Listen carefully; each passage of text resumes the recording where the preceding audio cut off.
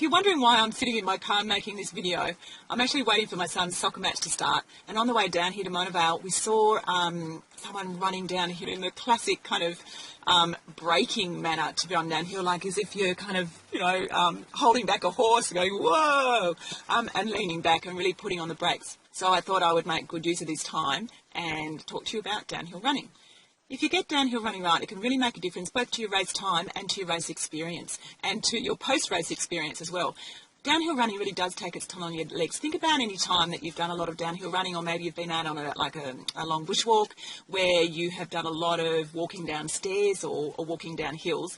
Your legs can get very wobbly and weak, sometimes even go numb, and days afterwards you have a lot of muscle soreness. That's because when you're running, there's a lot of eccentric contraction of your quadriceps and your hamstrings. So they're the contractions that happen whilst your muscle is in a lengthened state. Now that's exaggerated when you're running downhill.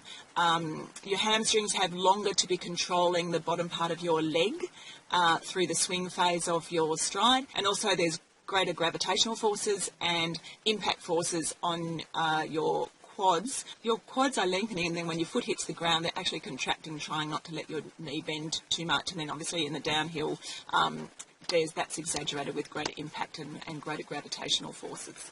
And it looks like it's going to be a very wet soccer match because it's now raining. I was looking at the elevation chart for the City to Surf the other day and noticed that there is actually almost as much downhill running in the City to Surf as there is uphill running. If you were to take Heartbreak Hill out of the equation, it would actually be more downhill than uphill. And there's some pretty steep downhill sections as well. In fact, a couple of downhill sections before Heartbreak Hill are actually steeper than the uphill of Heartbreak Hill. Heartbreak Hill does have a pretty steep uphill kick at the bottom of it, but it's still not as steep as some of the downhill sections. So looking at this elevation chart, you can see what I'm talking about. There's 3 good, decent downhill sections before you get to Heartbreak Hill.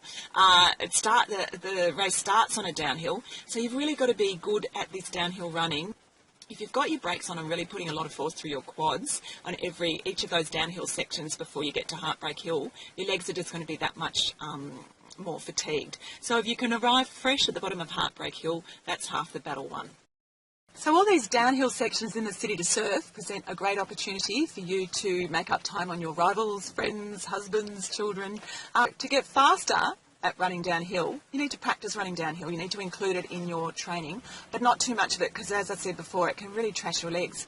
And even before you start actually including too much downhill running in your training, you need to start doing some specific eccentric exercises for your quadriceps and your hamstrings. So the sorts of exercises where you are loading your muscles when they're lengthening.